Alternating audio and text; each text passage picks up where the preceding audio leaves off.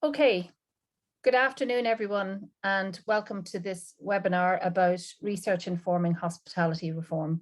My name is Deirdre Kern, and I am from the Business School here in NUI Galway. And I just want to welcome everybody in the audience. There's been an incredibly big interest in this topic, which is very reassuring to us. And I know that we have a very eclectic audience joining us today. So we have people who are hospitality employers or managers. We have people who are hospitality employees. We have students, we have academics, we have policymakers. We have people who are from Ireland here, and we have people from other parts of the world. And all of the people who are joining us have some stakehold in hospitality. So they're here because they have an interest in hospitality. And so we're very glad to have each and every one of the audience members with us. I'm here to introduce the team who's going to be speaking to you this afternoon. So I'm going to be talking for a few minutes about hospitality research that I've conducted myself. Then I'll be handing you over to Dr. Mary Farrel, who has conducted research into the gender issues among chefs in hospitality. And then we have invited 4 respondents to just give their reaction to what they're hearing.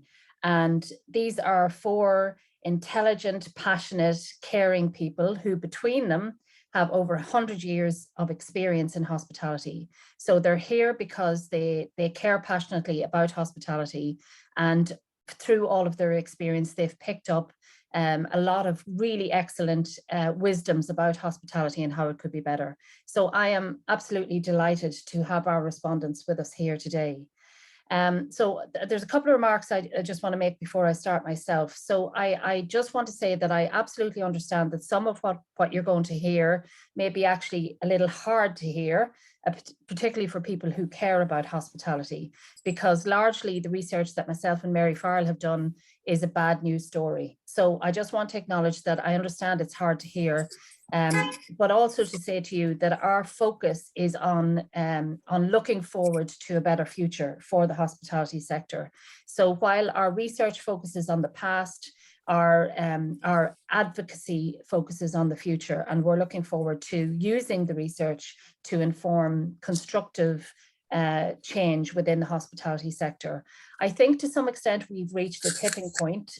So things had got pretty bad over the last few decades for a number of people working in hospitality, but primarily due to the labour shortages post-pandemic. I think it is the right time to have this discussion about hospitality could be a better place to work. So it's serendipitous, if you like, that we're talking about this research now. So we, as in the team here, see this as step 1 of a long journey. I'm sure as we talk about what we're going to talk about, there will be people in the audience who want to argue, who want to comment, who want to question, who want to challenge, who want to contribute. And we may not have time to do that today. There is a Q&A function, but we may not have a time to get to that today, to all of it. What I will say is if you put a question or a comment in the chat or in the Q&A and we don't get to it, I will commit to responding to you after this webinar is finished. But also, as part of today's event, I'm making a general call to anybody in the audience. If at the end of this event, you feel that you want to know more or you want to be involved in some way, what I'm hoping to do into the future under the umbrella of the Whitaker Institute is to have a dynamic working group where stakeholders in the industry will come together and talk about what changes can be made, what improvements can be made. And that can be practitioners, academics, students, employers, employees, whoever. So there's an open call. If you want to be involved, please get in touch after this webinar and we will move this conversation forward. So, so that's an invitation for you to use your voice and to use your experience and to use your perspective, to move things along. A lot of what you're going to hear, while it may be bad news or sound like bad news, is not that unpredictable. So a very similar story is being talked about in the UK, in the US, all over the world. Hospitality is facing these kind of challenges and realizations. But I suppose what's unique is the research we're going to talk about is the first research that's ever been done into hospitality in Ireland. So that's the unique element of it. And as I say, all we're hoping to do is to start a conversation. So I'm going to share my screen now, and I've just put together 3 short slides to talk about the research that I've done. So just bear with me for a second, and we'll get started. So in 2019, I conducted a fairly comprehensive research study into the lived experience of hospitality workers. And as I said, this is the first time it was ever done. And the output of that, that project was a report called Inside Out Hospitality, which is a glossy, thin publication that is intentionally written in a way that's easy to read, so that it can be spread and that hospitality workers themselves can read it and understand it and relate to it. And so it's freely available and widely available, and we'll share it with you when we're sharing the link for this webinar. But the research was conducted in 2019, towards the end of 2019. And my motivation was primarily that no research had ever been conducted here. But my other motives were that I had known for a long time that there were issues in hospitality employment, because I've been teaching employment relations at NUI Galway for 23 years. So I knew that there were issues that needed to be addressed and that needed to be exposed. And that was my primary motive for doing the research. In terms of how I did it, I designed an online survey and put it out through social media. Now, the survey had 38 questions, which is too long for an online survey, but I couldn't stop myself. And many of those questions asked the respondent for more detail. And so people tend not to spend a lot of time on an online survey, but the average time to complete this survey was 18.5 minutes. So people wanted to talk, and every single participant put a lot of detail into the text boxes. The survey covered their experience of employment rights, their experience of ill treatment in the workplace, their access to employee voice. I asked them about tips, I asked them about HR practices and management practices. So it covered a whole broad range of issues. In addition to the survey, which was open and closed within the month of July of 2019, I conducted a small number of in-depth interviews with people who had 30, 40, 50 experience in the years of experience in the industry, because they had a wonderful longitudinal, deep perspective on where we have come from and where we are today. And then I invited a number of people, 20 actually, to submit audio files talking about what they liked about hospitality, what they didn't like, and to tell me about an incident where they felt unfairly or badly treated. And that was very powerful, because you could hear their voice, you could hear the hurt, the humiliation, the pain, the embarrassment in their voice. So that was a really powerful methodology. In terms of just a couple of disclaimers, firstly, I'm not claiming that this is the be all and end all of research. There were 257 respondents to the survey, out of a total workforce population of 180,000 at the time. So it is certainly not representative, but what I do argue is that it's indicative, and that there are certainly worrying findings in this research that would point to the need for further research. The other disclaimer that I would make is that, that not all employers are bad employers. In fact, there are many good employers, and I've come to know that since publishing this research, and I've spoken to many of them. So there are good employers who are treating workers with dignity and respect and showing that it can be done and still a profit can be made. So that's something I just wanted to say from the outset. So in terms of the key findings from my research, there was evidence to show that people weren't getting their basic minimum standard of employment rights. And when I say that, what I mean is, for example, 70% didn't get a Sunday premium. 43% didn't get a contract of employment, 52% didn't get their rest breaks. Most of them were paid the minimum wage, but a lot of them worked additional hours before and after their shift. So when you average it out, they weren't even getting the minimum wage. So there was evidence of significant breach of employment rights, and that's bad. But for me, what was worse was the evidence of ill treatment. So for example, 63% witnessed or experienced bullying. 55% witnessed or experienced harassment at work. 77% experienced verbal abuse sometimes or often. 16% experienced physical abuse sometimes or often, and 16 is a low percentage, but these are circumstances where someone put their hands on them in an aggressive and intimidating or a sexual way during the course of their work. The perpetrators of ill treatment were invariably people in positions of power, and people often didn't speak up. So 48% of those who responded felt that they had no opportunity for voice, and that's voice to make a suggestion, never mind making a complaint. So there were significant issues that are raised in the research, and without overloading you with statistics, the report is freely available and it will be attached to the link at the end of this. What I'm really keen to hear about is the research that Mary did as well, but also the responses of the people that we've invited who have significant experience in this sector. In terms of recommendations that have emerged from my research, and many of these come from the employees themselves, we need governance from the top down, and I mean government level down. We need governance and we need ethical leadership. We need better education for hospitality workers. We need training. We need an apprenticeship that gives them not just the skills to do the job, but the skills to defend themselves at work, the skills to speak out at work. We need opportunities for voice for workers. We need voice to be invited from hospitality workers, because who knows better what's wrong and what needs to change. We need TIPS legislation, and you may have noticed that Leo Varadkar has announced that there will be TIPS legislation by the beginning of 2022. That's great news, but the devil is in the details. So we need workers to have a voice about the details of that legislation to make sure that the law protects against what's actually going wrong. We need better terms and conditions. That's pretty obvious. People need to be paid a decent wage and their work needs to contain the elements of decent work. And we need way more research. We need research into the experience of migrant workers. We need research into the post-pandemic experience of hospitality workers. We need loads of research, because what research does is it gives you evidence in order to inform arguments going forward. So before I hand over to Mary, there are some questions that I feel emerge from the work that I've done so far.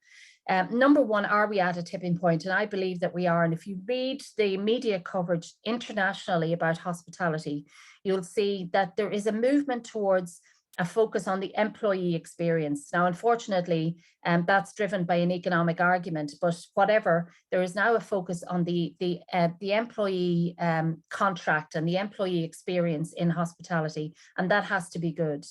Another question is, how can we persuade employers and representative bodies to embrace the change? And it's actually starting more from the bottom, from employer level, rather than from employer association level, but we need to persuade employers to embrace the change.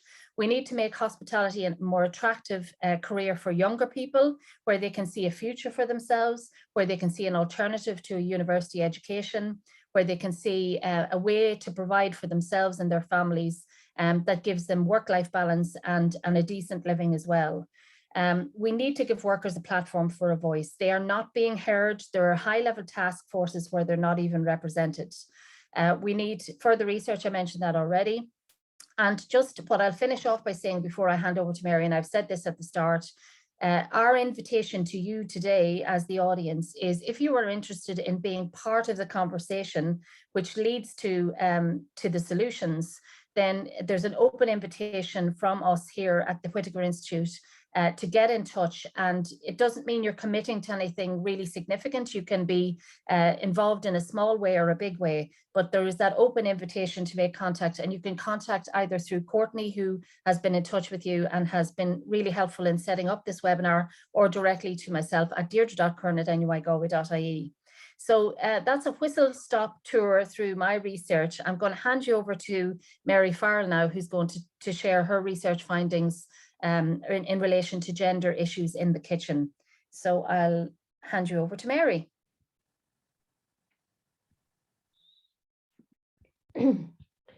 Good afternoon, everybody. Lovely to be here this afternoon. I'd like to thank the Whitaker Institute for allowing me to share my research with everybody today, and especially to Courtney for moderating the hours webinar. So, okay, so, well, I'm a chef, and I completed my PhD in 2020 now, I think it is. So I started in 2014. So I'm going to tell you just a little bit about myself first. So why did I start doing this research in the very first place? Well, first of all, I had 25 years working in hospitality. at front of house and in back of house. So I managed restaurants, I ran my own business, and I have been an executive head chef for the last number of years now, and I still work as a chef. So I've been in the industry for a very long time and with lots of experience. And generally I had my head down, getting on with the work and getting on with my career until, you know, the last few years I was sort of questioning why there's so few women in the industry. And then around the same time, there was quite a lot of open discussion about gender inequality, particularly with Waking the Feminists, which sort of really sparked in my mind that I should look at my own profession much more seriously and think about what is going on in our profession that we don't see enough of women coming through, especially at the top level.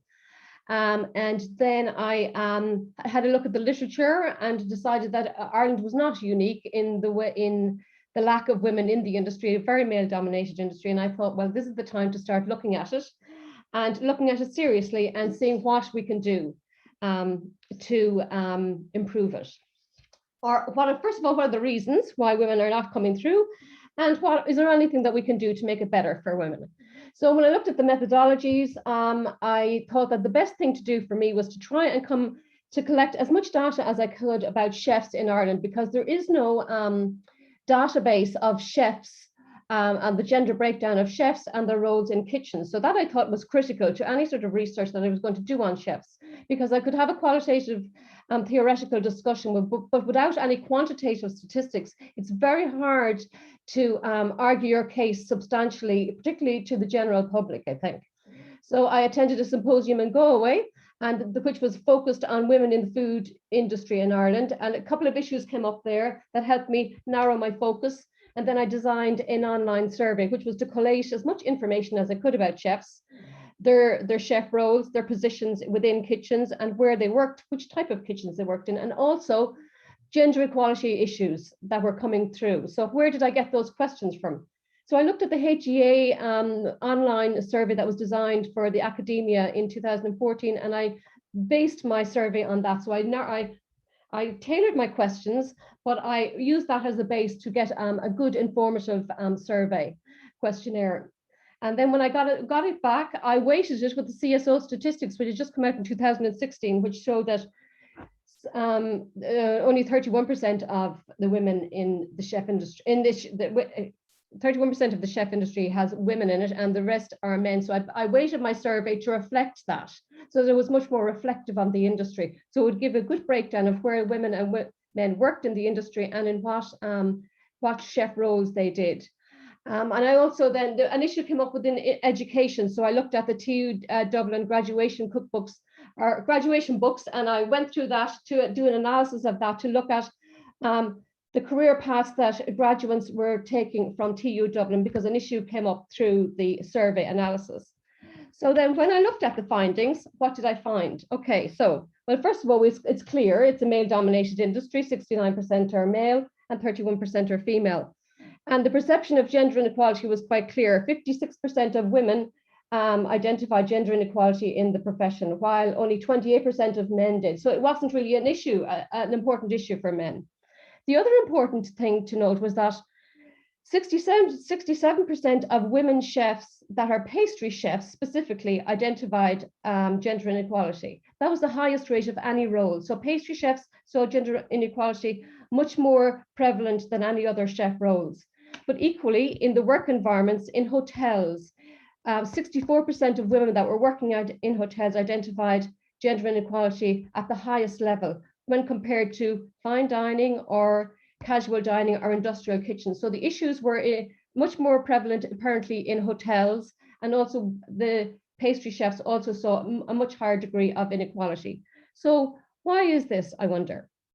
So when we look at where the chefs worked, we saw that 90% of chefs work in 4 types of kitchens. We have industrial kitchens, which includes corporate and small catering companies. I grouped them all together. And then we had the casual dining, including restaurants and bars and casual dining restaurants, and then hotels and fine dining. So what I found was that the majority of women were working in the lower grade kitchens. So they were working in the industrial catering kitchens and in the casual dining kitchens. They also work obviously in hotels and fine dining, but to a much lesser extent, whereas men were much more balanced across all of the different work environments, but they dominated in the hotel work environments and in the fine dining work environments. And then we moved on to their where they worked then. That's where they worked. And then the chef roles. What were the chef roles that they did? So the majority, what we find is that the majority of women worked in the lower grade roles and in pastry chef roles. So they worked in the commis chef role, the chef de partie role, and the pastry chef role. They dominated in pastry chefs. So that's a very stereotypical role for women to have in a kitchen. Whereas men dominated in all of the leadership roles. So sous chef, head chef, executive head chef, you find all men dominating those roles. The difference here for women is that in kitchen manager roles, which would be industrial kitchens, they dominated there. So they had a leadership role there. They were quite capable of leadership roles, obviously, but only in specific types of kitchens, okay? So then what are we looking at then? What were the key themes that emerged from all of this? We look at the roles within the kitchens as well. We see part-time roles were predominantly filled by women and in lower grade roles. So they also had, while they were in lower grade roles, they were also more likely to be in part-time roles, which is a very gendered idea of work, because women would normally be associated with the caring roles in society, and they would take on part-time roles to accommodate their caring roles. And it was very clear that they were in those roles, particularly the chef de partie role. So it's chef de partie role is a low grade role, a little bit of autonomy, but generally speaking, a low grade role, and found mainly in hotels, because all the other kitchens operate much more flat systems in their kitchens. They don't stick to the chef hierarchy as much.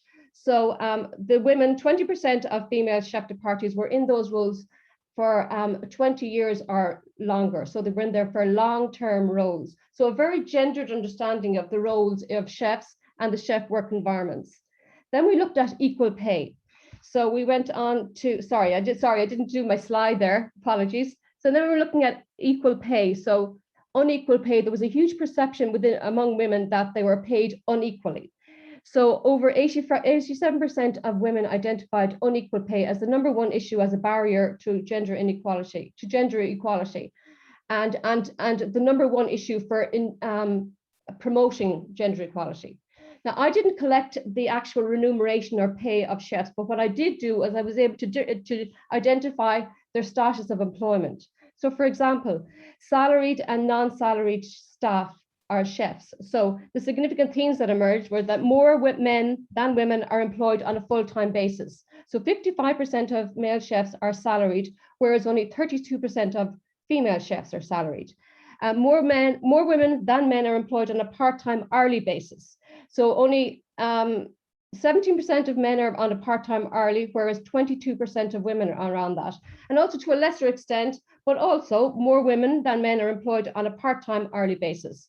And so 20% of women are employed on a part-time basis, and only 8.5% of men are. So clearly there's an issue there. And also there's no clear defined wage levels for chefs. So it's a real issue. There's no transparency at all. So the perception of inequality is only reinforced by the lack of transparency within the profession itself. So then we come to the masculine kitchen culture, and so that's sexual harassment and bullying. And now Deirdre has already touched on this. So this is significant. In the survey, the issues arose in relation to kitchen culture were significant. So over 58% of females identified aggressive behavior as an issue within the kitchens. And 50% of them identified challenging sexist behaviors towards women as barriers to gender inequality. So they're significant and reflect also Deirdre's findings in her own research. And many identified this sort of non-inclusive culture. For example, like a young female chef, now she was under 25, working in a casual dining kitchen, said, women aren't as included in the workplace as men. They talk among themselves and usually get bumped up quicker due to the males getting on with male head chefs. Sometimes it's hard to relate to males when all they do during the day is talk about football and which girl they had sex with the previous night. So it's a very non-inclusive culture. And then that's just a young woman coming into the profession in a casual dining kitchen. And then we have an older female chef. So she's in her 30s and she's working in a fine dining kitchen. And I'm a female chef, and people who you work with talk over and under you, and they make jokes about being a woman in the kitchen and sexual comments towards you. So it's not that it is not there. It is absolutely there, and it actually has to be dealt with. So a male chef working in a casual dining kitchen also agreed that there's too many sexual references and innuendos in the workplace, which is just not good enough. So the very simple fact is that most of kitchens are male dominated, and it is a difficult work environment for many women in hospitality. So then the survey threw up some interesting issues in relation to education, which I wasn't expecting. Very low levels of gender inequality in culinary education. The only issue that came up was in the practical classes, where female students felt that they were treated differently to their male counterparts in practical classes only, so that they felt that they were not encouraged as much as the males in the hot section in cookery, and that they were more encouraged towards the pastry section. So there was a general feeling that there was a bias towards progression for men in one career path and progression for females in the pastry section in their career. So that created a sense of this a very serious sense of inequality within education that needs to be looked at. So then I looked at the TU Dublin graduation books from 2012 to 2017, and I looked at all the graduates and saw and defined what they qualified in and where they were generally heading, the idea that they were generally heading in their career. And it is the case that the vast majority of females, while there were some that are going into the hot section, there were a lot of pastry qualifications, much more so than males. So while we're looking at the industry itself, and we say it's a predominantly female pastry chefs, then that is coming through from the education system. So there's an issue in that in itself there. So that would need to be tackled. Okay. And also what came through in the education questions was that there was a higher degree of inequality in the courses with lower qualifications, so FETAC lower levels, which is an issue if we're looking at apprenticeships, because we're talking about getting more females into apprenticeships and encouraging them into that. But if there is an issue in the practical teaching in the first place, then maybe we need to look at the apprenticeship programs initially to see where we're going wrong here. Because if it's seen as a very masculine way of education, then we need to look at that and look at the issues that are coming through in it. So some recommendations. Okay, now my survey identified, generally speaking, where men and women work in the chef profession in Ireland, and we see that there's a lot of stereotypes there, and stereotypes that allow a lot of discrimination in promotion if we don't have any clear transparency. So I would suggest that we do need to create some sort of a national database of chefs. So we have a clear gendered breakdown of chef roles and chef work environments, and that is monitored. So from coming out of college, where they go, and a database that can be updated as you change from one work environment to another, or from employer to employer. So we can monitor and see if there is any changes coming through within the system. Now, what was clear from the survey is that there are a lot more issues within the hotel work environment than there are in casual dining and industrial catering kitchens. Not that there aren't issues there, but there are much more significant and very apparent in hotels. I would also think that we're talking about paternity leave, and we're seeing women in part-time roles and possibly not going for promotion because of their caring roles, and possibly being overlooked because it would be assumed that that would be their caring duties within society over the course of their career. So I would really encourage a compulsory paternity leave as a national issue that would help to break down those those stereotypes for women in our industry, as also in other industries. Now, pay transparency is difficult in our industry because a lot of our industry operates in the private sector, and also they're small employers. So there's new legislation that you have to, employers do have to publish the gender breakdown of salaries going forward. I think it's starting this year or possibly next year. However, that's not going to apply to the vast majority of employers in our industry. So I would think that we need something to have a level playing field at some level. So I think the reintroduction of JLCs would be a good thing if we can get a system where we can have all of the different grades of chefs and they start at a certain level regardless of their gender, and that would be a salary or a pay scale that would be reflect the living wage, or at least the living wage and beyond. But I think we do need a level of pay transparency here. And getting rid of the GLCs really has discriminated against the employee and the chef. Kitchen culture. Now, 64% of the women in the survey considered the introduction of a code of conduct to address bullying, sexist comments and innuendos as very important in helping to advance gender equality in the chef profession. Fine, that's great. The problem with these codes of conduct is that they are not really, how are they enforceable? And you're very much dependent on the culture within a kitchen or the leadership within a kitchen.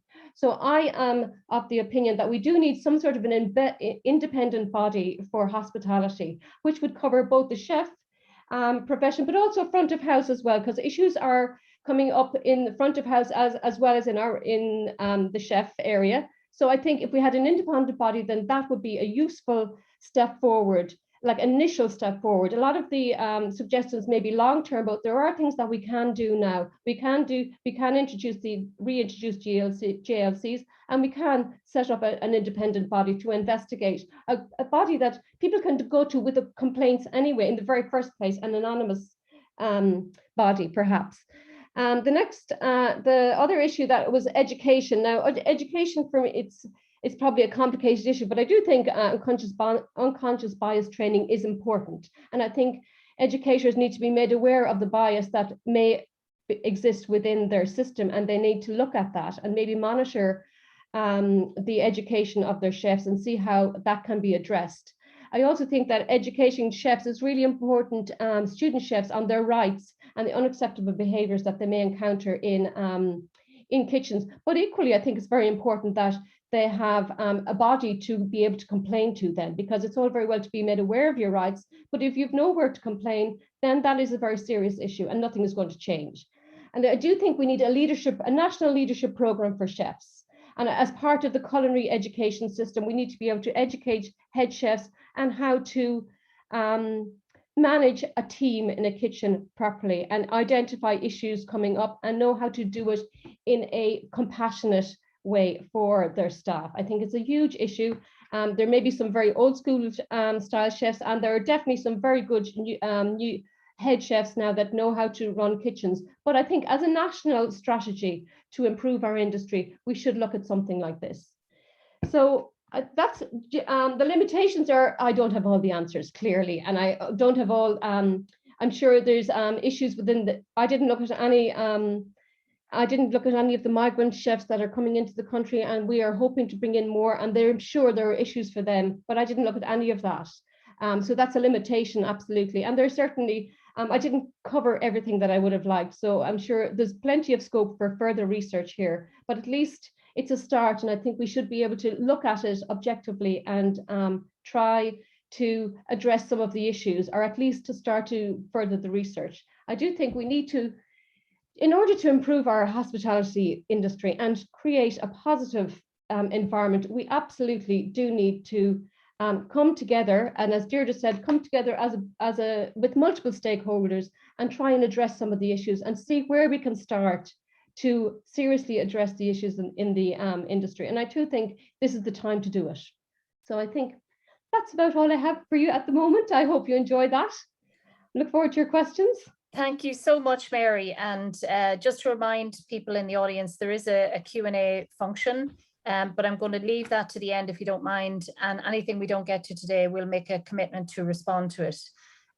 So this is the bit about the webinar that I'm most excited about. I'm very familiar with Mary's work, but we have asked 4 respondents, each of whom and collectively have had over 100 years of experience in the hospitality sector. They have no brief except to respond in whatever way they see fit based on their experience. I guess I should be very afraid, but I'm actually very excited. So first of all, I'm going to hand you over to Julia Marciniak. Now, Julia is actually actively working as a trade union advocate in the hospitality sector. And after that, we'll have Andrew Leach, who is a former chef and owner. And then we'll have Christina Ridge, who was one of the founding members of a wonderful organization called We Raise Up.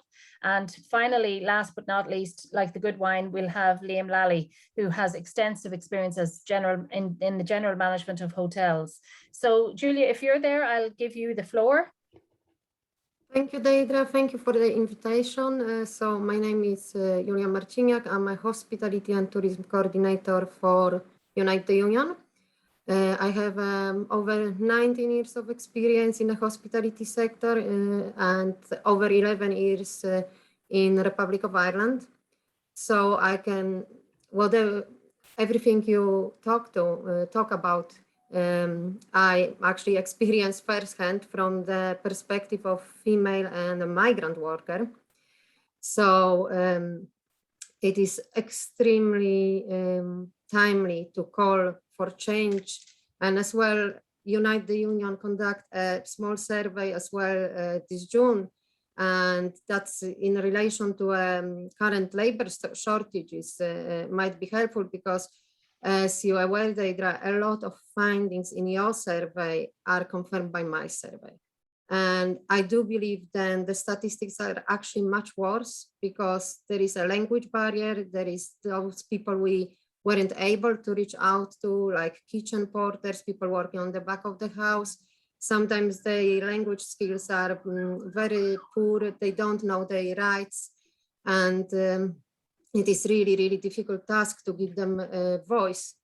But just to, if it comes into relation of COVID, I can add then research showed then people on the return to work actually experience 31% of employees experience a wage reduction. Then that might not sound too bad, but you have to take into consideration then 24.5% were on minimum wage previous the pandemic. So they couldn't be possibly paid worse. And I think then, you know, with all the deny of legal entitlements for the workers, there is a massive percentage of people who are actually below minimum wage, because if we have somebody working on minimum wage and then they don't have the legal entitlements, effectively they're working below it. And if it comes to solutions, you know, like obviously we are excited to see then the government start their work on the legislation in regard of tip protection, and we obviously offer the help and advice in that matter. And I hope the workers' voice is going to be listened to. But I just want to stress out because, you know, like for me, from the perspective of the worker as well, because I reached out to the union for the union help like over 2 years ago when I was a waitress, and I received massive support. And I think then, you know, like we're talking about education, we're talking what we can do in the future. And of course, there is a lot of reform needs to be done and robust of legislation and workers' rights, union rights. But I just want to highlight to people that we already have a body to help them. So the union is there and we can provide them legal support, all kind of information. Just over the last few weeks, I dealt with few issues when literally employer backtracked immediately when they knew the union is on the picture. And, you know, that just shows you how they pick on those vulnerable young workers, assuming that they don't know their rights, and, you know, putting tremendous pressure on them. And as soon the union come over, there is absolutely no problem.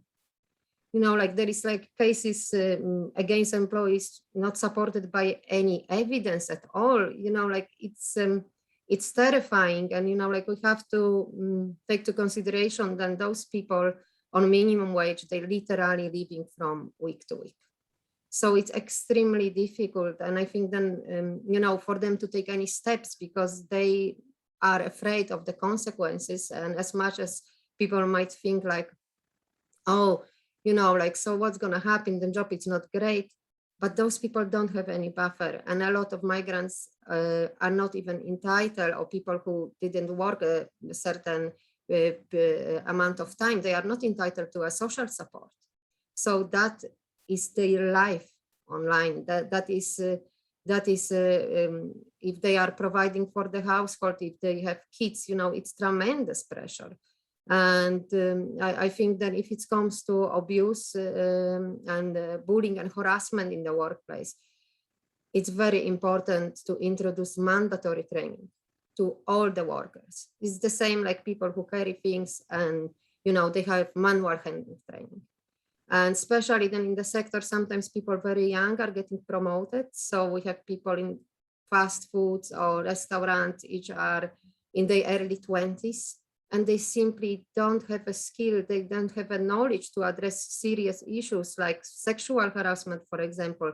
They just simply not like overwhelmed with it, not prepared. And it's not only to highlight for people what actually bullying and harassment is, because there is that ill treatment in culture, culture in the sector. It becomes norm, and it's actually kind of glorified as well. Like, you know, like if you're getting angry and shouting at people, that is seen as being professional, which is absolutely shocking. And if it comes to female discrimination, because I'm sorry, I'm jumping because there is so much information in both the research. Unfortunately, you know, the survey we conducted in June confirmed what Mary's finding in the kitchen, then over double the number of men compared to women are on the power position in a hospitality sector. I personally work in a place which wouldn't allow the woman to work behind the bar, which wouldn't allow the migrant worker to work behind the bar. I spoke to a girl, which was applying for a bartender position, and then she was refused, and they give that position to a male worker without any previous experience, which she ended up training. So, you know, that's the equality, that's the extent of discrimination. And I really want to use that opportunity to encourage all the workers out there to reach out to the unions, because we are there for them, and we can provide them with information, with education, and encourage them. And at the same time, you know, what workers have to realize, then what union do, it's way more than they will assume, because a lot of people are like, oh, what do union do? First of all, union help workers every day. On the individual cases, with hand on my heart, we helping workers every single day. But they have to see the bigger picture of the political pressure union can put. And it's really up to workers as well to stand up, to feel empowered, because they have a power. They are not hopeless. Now employers are hopeless without the workers, and they're struggling, and they struggle to continue with their business. So I think, like, you know, workers really have to realize how much power they have, come together, because, like, you know, we can speak on their behalf. Like, you know, I still myself feel very much as a like a waitress and a hospitality worker, because obviously I spent so many years on in the sector. But we need those people to ask for help, because it's extremely difficult and impossible to help somebody which doesn't reach out. I want to just, I'm gonna wrap it up now. The union membership, it's confidential. It's your constitutional right. And there is no, because I know that people are so fearful over that. And as well, I know that there is a certain trend now with employers, when a lot of people are during the job interview, they are getting, they're receiving form when they're supposed to put their name, surname, address, you know, simple details. And there is a question, are you a member of the union? They don't need to answer to this question. It's confidential. And, you know, I think that is actually first red flag when you're joining, when you're applying for a job. If your employer try to make sure then you are not in the union. So I think that's that's it from my side. Thank you for having me. I think I exceeded my time of talking. I'm not sure. I'm terrible with keeping track. Once you let me talk, I can go for hours. So thank you for having me, and I'm looking forward to hear from the rest of panelists. Okay, thank you, Julia. And I can confirm that Julia is the hardest working trade union advocate for hospitality workers in this country. And a lot of that is because she cares so much and because she's so close to the ground. She has come from hospitality herself.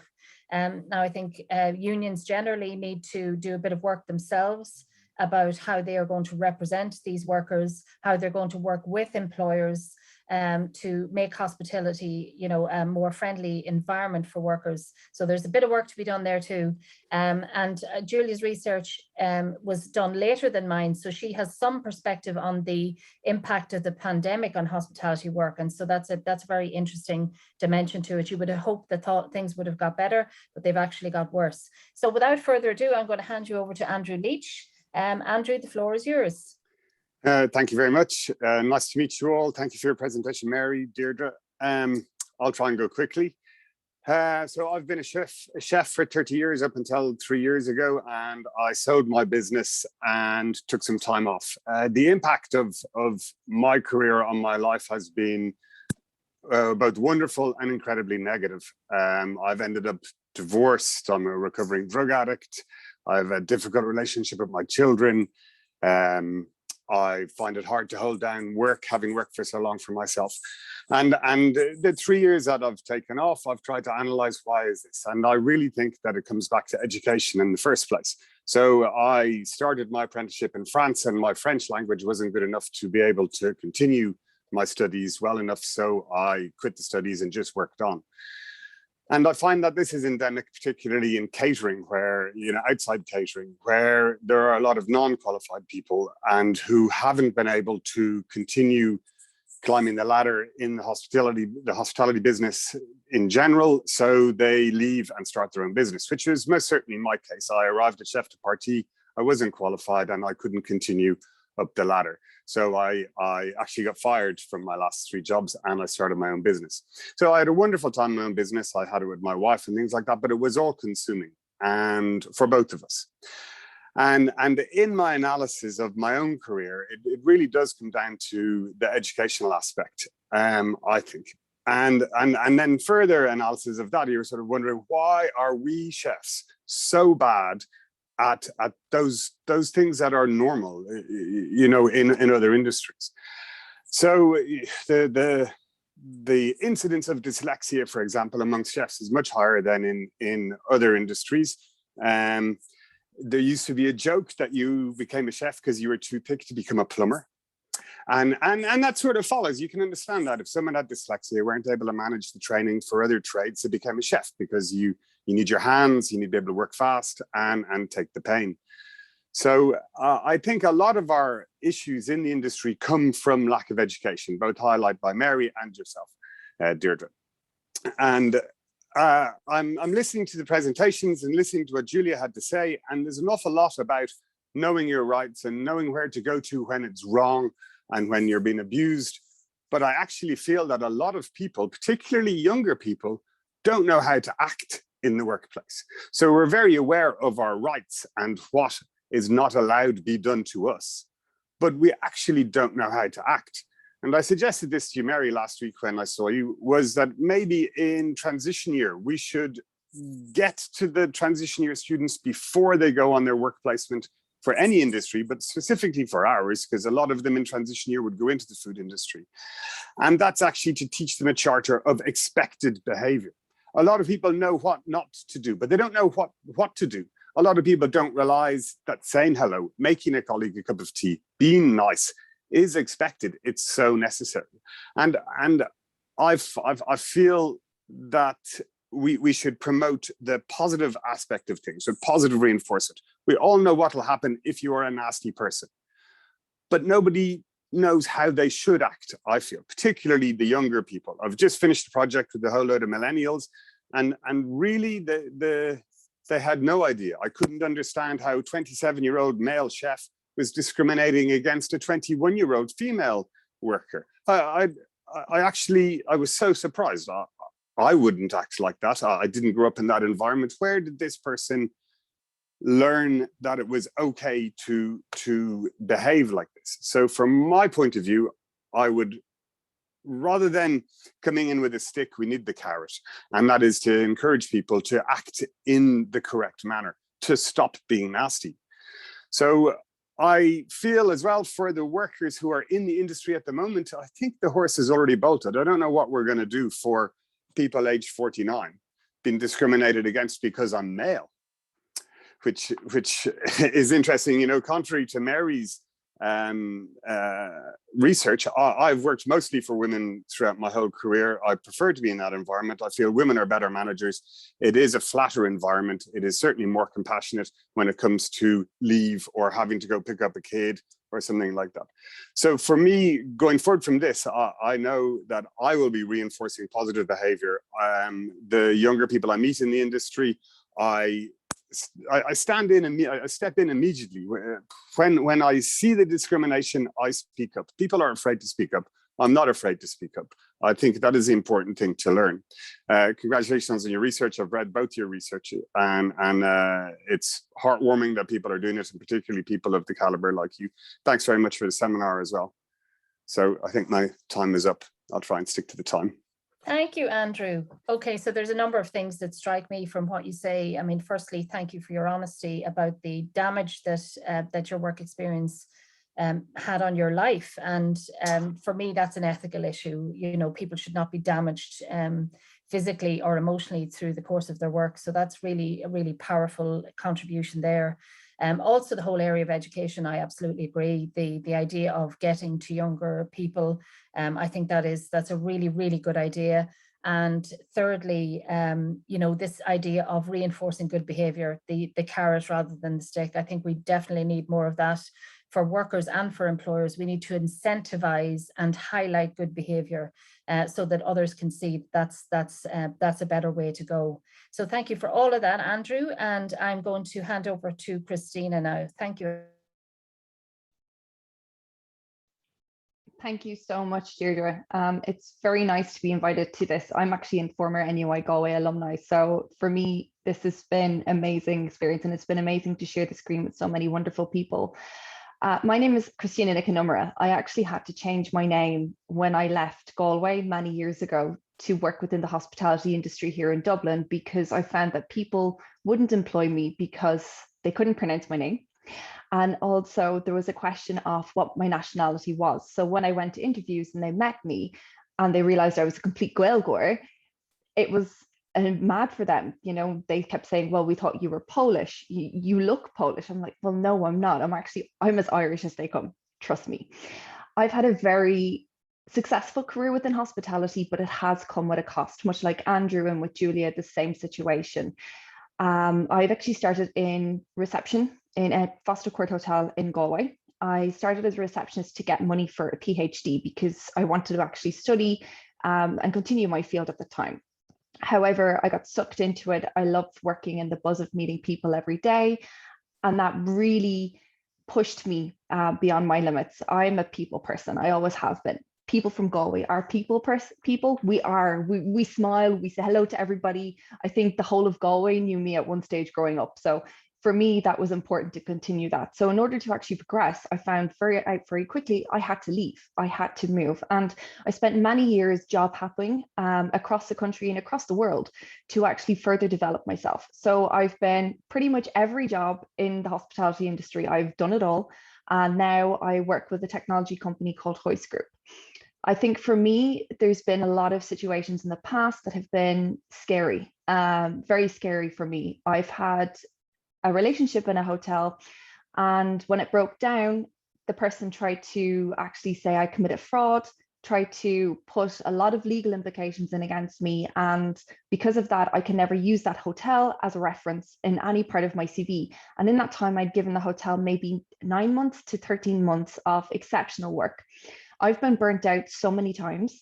I'm not going to say I suffer with massive mental health issues, but for a very long time, I could never switch off. Only up until maybe the last 4 years, I've started to realize that I don't have to work 24/7.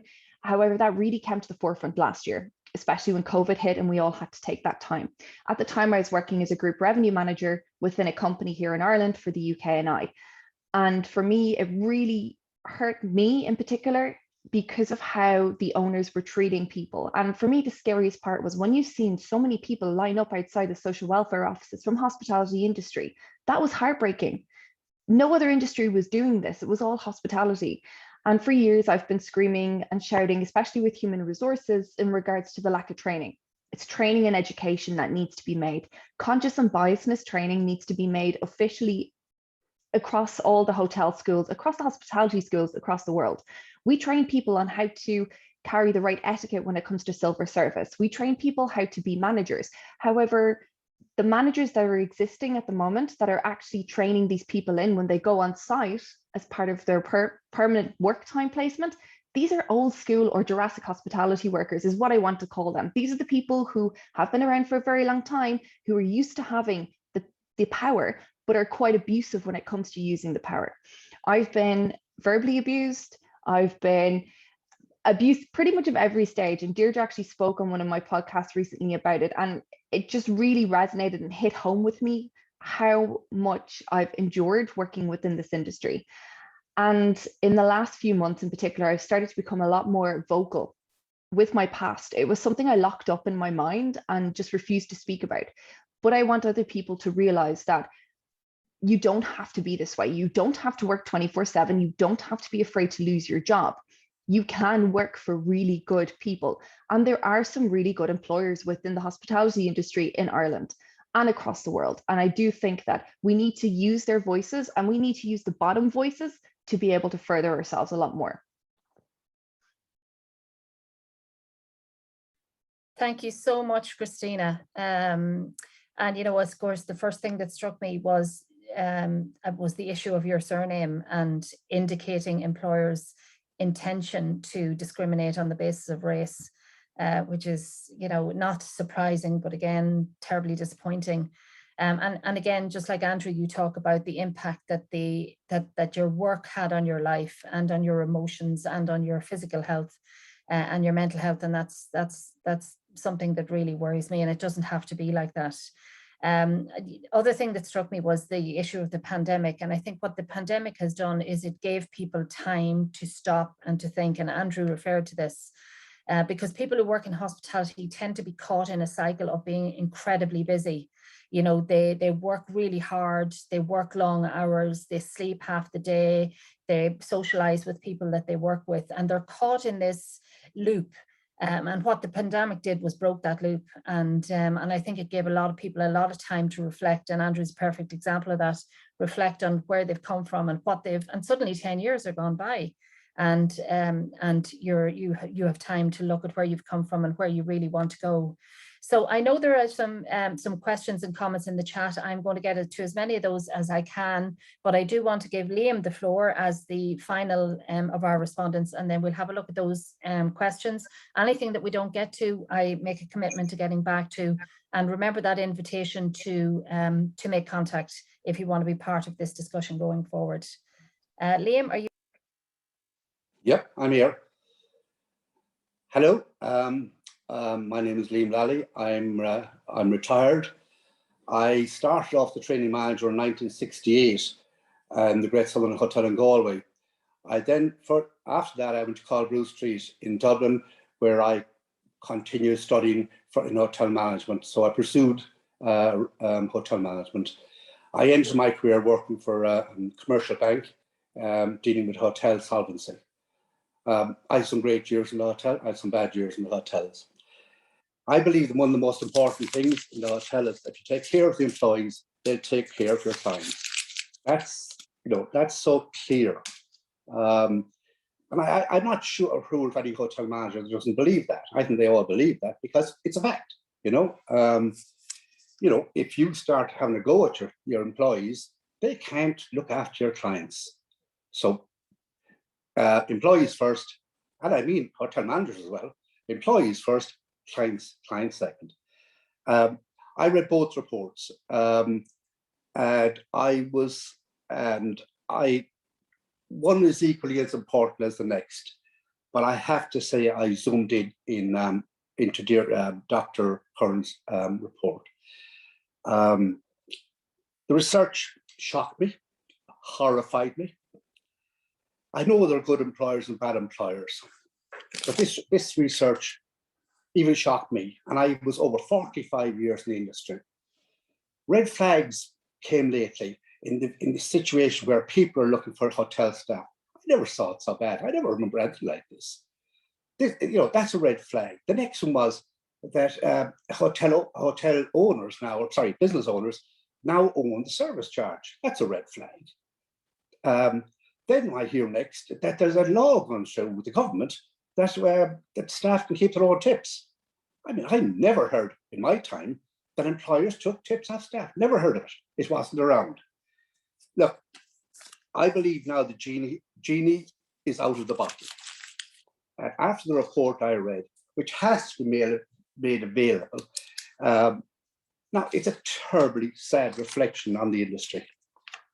I could give you examples of stories that I experienced in hotels, some terrible, some good, and some extremely funny. And I have great stories.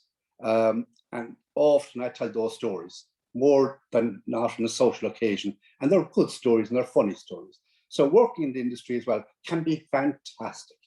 But there are good employers and bad employers. And the bad employers are very bad employers.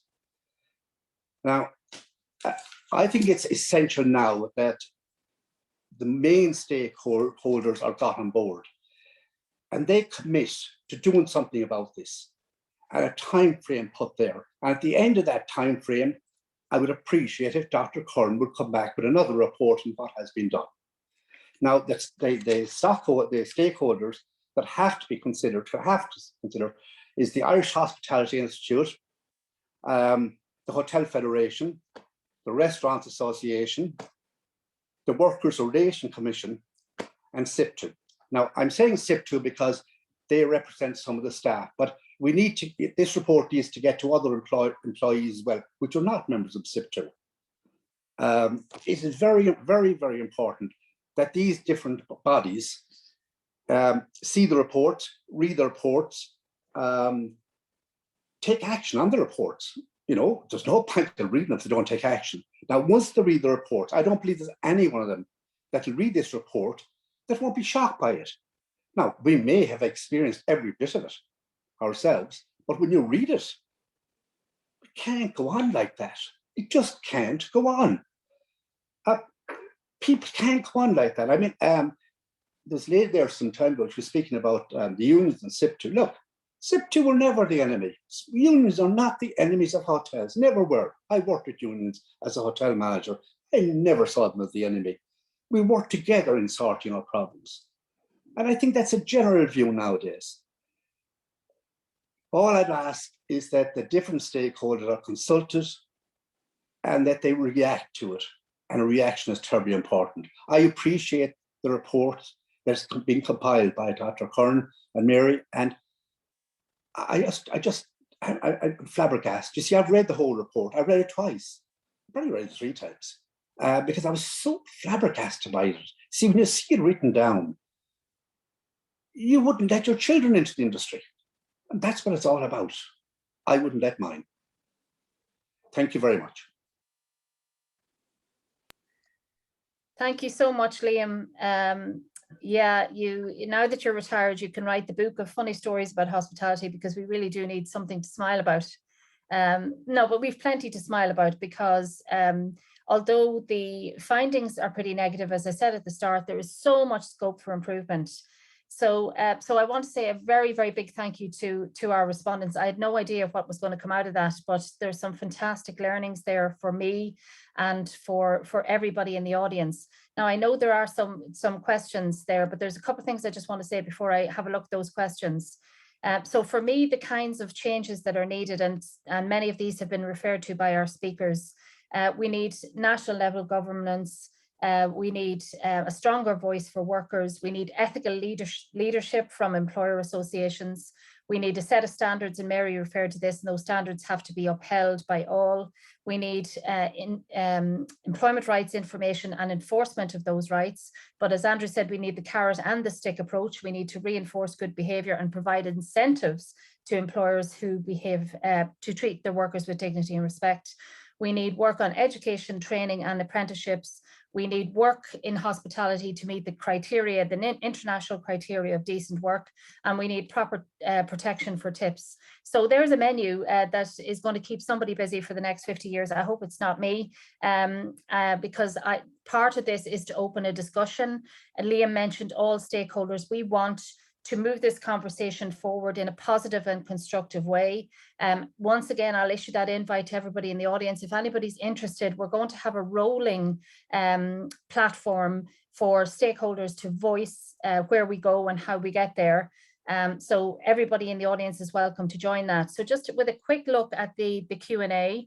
So Mary, there's a question for you there, but I'll just, David is asking, did we see the Fair Kitchen Initiative? I haven't seen it. I've seen the Fair Chef Initiative, but I haven't seen the Fair Kitchen Initiative. So David, if you could send that, that would be brilliant. John is asking if there are any thoughts on why research like this is so rare in Ireland. It's not rare elsewhere, John, I have to tell you. There's a lot of really excellent research being done in other countries. Scotland comes immediately to mind. Strathclyde have a team there who are working consistently. New Zealand is another hub of really excellent research. I think in Ireland, it probably isn't a popular subject for research yet, but it will be. And, you know, it's a start, so we can move from there.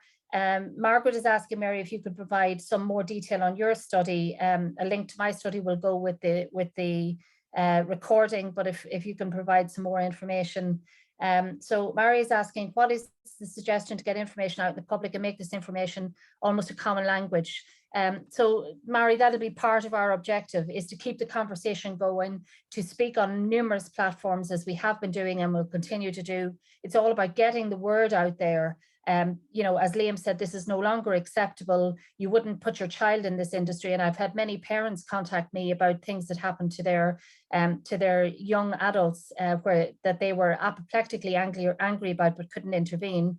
And then Bashir is asking, you know, stressing that voice is really important to promoting workers' rights. And is there a mandatory speak up whistleblowing system in the hospitality sector in Ireland? Bashir, no, there isn't. There isn't. Well, we do have protective, we do have a legislation to protect whistleblowers, but there's no system for workers in hospitality to speak up. And my research indicates that many of them never speak up. So we need to encourage people to speak up and speak out. So Andy, did you want to say something? Did you want to make a comment? And then Mary, if there's anything, any response to John's question there in the chat. Andy? Yeah, so yes, I'll have a word, of course. Yeah, so to be honest, none of the research is in any way surprising. So we know it. I'm surprised, Liam, the amount of time you've been in the industry, that any of this is surprising. You know, nobody has spoken about the widespread drug taking, particularly in kitchens. I recently was blown away by it. I couldn't believe it had got that bad, and that is in no way conducive to a positive working environment. The other thing that I wanted to say was that there's too many food outlets. Close them, you know. Make it more difficult to open, because it's a race to the bottom, which pushes all the owners under pressure, which means that they pay badly or don't approve, you know, don't pay holiday pay or entitlements, things like that. So I'm not surprised by any of this. I'm actually surprised that there are not more shocking findings. You know, it's you know, Anthony Bourdain spoke about the Kitchen Confidential as exposing the horrible underbelly of the kitchen industry, and even that I thought was mild. You know, so I think it's much worse actually than both your research describes. How do you do it? I think the way into kitchens is with the HSE inspectors, because they have license to walk in. And if they're not checking on the staff welfare, I don't feel they're doing their job well enough. And I think because they have license and teeth and they can shut you immediately, that maybe we could lobby them even individually as an organization or something like that, but they are the people who can get in and can walk in, and they are the people universally, I would say, respected, but they have the authority, and I think that's the way in. I'm suspicious of another statutory body. We've seen maybe with the Restaurants Association that it's somebody else's agenda, not the agenda of their members. The union previously, did they capitulate to the government, and they've ended up for the last 20 years with no teeth whatsoever? Where have they been? So I'm not suspicious, but I'm wary of empowering more people. I actually really feel that we should be empowering young people, particularly women, because they don't seem to know their rights. They really don't seem to realize that somebody can't shout at them, that somebody can't feel them up, that they can't discriminate against them. But they don't seem to know how to stand up, how to say, I'm sorry, that's incorrect.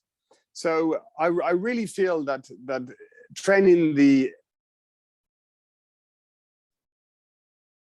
Okay, so we seem to have lost Andrew there for a second, but before I hand over to you, Mary, we have Professor Tom Baum in the audience who has done fantastic research into hospitality. So anybody who wants to read more about the international research, Tom Baum from Strathclyde University is a very, very good place to start. Mary, did you want to say something? Yes, I think you spoke about somebody had a quick Q&A. John, I think, have I seen the Fair Kitchen? I haven't actually. But I did want to say a few things. You know, somebody was saying, why is this not more in the public arena, in the public domain? Well, that is a very good question. So I think media's responsibility is to make sure it is in the public domain. And I think there's a nervousness around that, possibly, you know, which I think is unfair because, you know, we're not just saying anything that is untrue. This is proper research, and we all love to champion great chefs, and we see great chefs in the media every day. And one of the criticisms of gender inequality was that women are not portrayed in the media, are not giving enough publicity. But in Ireland, I think they've got a fair crack of the whip now, and the women that are up at a certain level. But there's a fear factor there of presenting a negative picture, but that's only a fool's game, because people do know to a certain extent, and there's culinary education, I think, is going to suffer if we don't let the general public know what is happening, but what is going to be done about it. You know, this is the key, is action that needs to change. And I guess Andrew's point about, you know, the HSE have teeth, and it's actually true that, you know, we have health inspectors come in, and there's sort of a fear factor because you have to have everything right, and they can shut you down, but I don't think they would have the manpower to do anything like that. So there has to be another way. And then, you know, talking about women don't know their rights and don't know to say not to do something, but if there's not the correct leadership in a kitchen, then you're not going to say those things, because if you say something and there's no consequences for the person that has done that, then why will you say something? So that's why I do think, I think one of the questions is, why is there not an independent organization where you can make a complaint? Maybe that is one solution to the problem. So, yeah. Yes, Mary. Professor Tom Baum is also asking why many employers, with Liam Lally as the honourable exception, retreat into hostile denial when faced with evidence like this. And that, I'm afraid, has been the disappointing experience that I've had. It's more denial than a willingness to work with others to make the situation better. Kathy is saying that she worked in hospitality for 25 years, and her son now works in hospitality. So I'm presuming that's kind of an endorsement of good experience. Are there any final words that anybody, we don't want to keep anybody or people unnecessarily long. Our purpose was to trigger interest, to provoke debate. Remember to get in touch if you want to be involved going forward. Any closing remarks by anybody bursting to say anything before we call it a day? I say Julia has her hand up there. Julia, the floor is yours. And Christina. Julia first, and then Christina. Thank you very much, Deidre. I just want to quickly respond to what Andrew said about female not knowing their rights, workers. All workers. It's not then the female do not know their rights, and you know, like I think as well, because, you know, I don't want to put like misleading information in there, so the women don't know how to react when somebody is filling them up. The definition of sexual harassment, it's any sexual gesture, suggestion, anything. And a lot of workers, including myself back when I was working in the sector, in my opinion, was like, oh, somebody have to put their hands on me, or somebody have to, or they just joking. No, there is no sexual joking in a workplace. And I think then that's have to be clarified. And if it comes to union, like union movement in Ireland, it's pretty much effectively disabled since 1990 Act. And that have to be abolished. But I can say that, you know, like as much as some people might feel then union failed them in some way, and mostly it's people who never get anything to do with the union as well. I couldn't be any more committed to what I do. And I have no fear left because I work in the hospitality before. So, you know, like you can't find someone who is a more underdog than me as a female migrant workers coming from wiping tables to work in the union. So I'm so committed, and I think then the union is going in the right direction in general. And, you know, just to refer to what Liam said about working with union in the past, and that's how help the employers. You know, I actually thought of that incident with the worker being paid 5-cent coins. And I think if he would be in the union, he will contact me and I will say, do not accept it. Make sure then they pay you properly, and it wouldn't go public, and it would be actually less harm for the employer in that instance, because the harm done by this being exposed to public, and I think like quite rightly so, because they do not deserve that backlash. But in that situation, both sides could walk out without the 5-cent bucket and without the backlash from the public. So I think then, you know, like it's always better if those kind of situations are monitored from someone from outside before it's escalates to this kind of point. Yeah, I think that's so. Julia, I just want to say that you are leading by wonderful example within the union movement, and I just hope that other people will follow your lead. Christina, did you want to say something? Just before we finish up, I do think, to bring back to the unions and everything, I think the union membership should actually be free of charge for any person who is the underpaid worker or part-time worker within hospitality. And I also believe that the union costs are quite expensive as well. So when you're on a lower page end of jobs, you can't join a union. And I do think that unions in particular, not just Unite, but all the other big unions need to start approaching the hospitality institutes, the tourism institutes, and the workers here in Ireland to gain better momentum. There's been so many cases in the past where if you look at the communication workers unions, they've been able to help their employees. If you look at transport unions, they've helped. We as a hospitality industry, and Julia mentioned this, it's a secret. You don't have to say you're part of a union.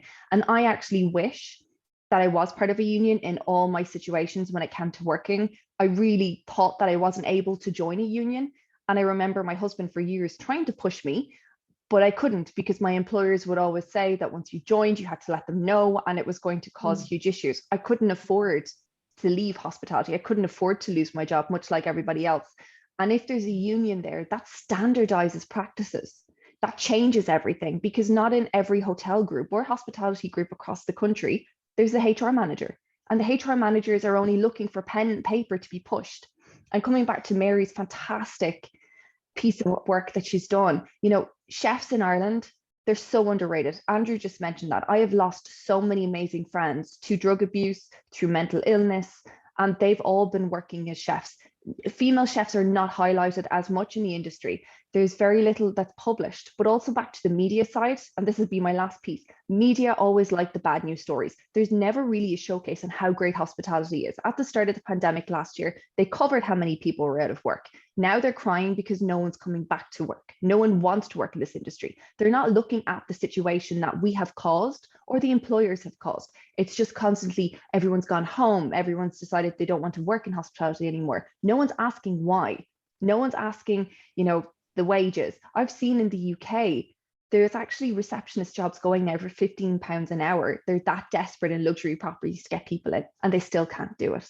We need to do a full total shift change, proper education, proper training. The days of day in your life is gone. We need to go back to the basics, where you spend a whole first 2 weeks or 14 days of your training going into each department to know and understand how important everybody's role is within the community, because that's what we are. We are a family within the hospitality industry. We are a community, and everybody's voice matters to be able to make this radical change right now to the best of the future. Wow, that's the last word. So I'm going to cut it there, because we're way over time, which is great because it shows the interest people have in contributing. Please do get in touch. If we didn't get to your question, I will follow up. Mary, there's an invite to you to take part with Flirt FM, so you can think about that. So again, just a final huge thank you to Mary, firstly, but particularly to the respondents, Julia, Christina, Andrew and Liam, because they have lived and breathed this, and they have so much wisdom that we need to tap into. So thank you to our audience. Please get involved in moving this conversation forward. And that's it. You're done for the day. Thank you. Thank you, everyone.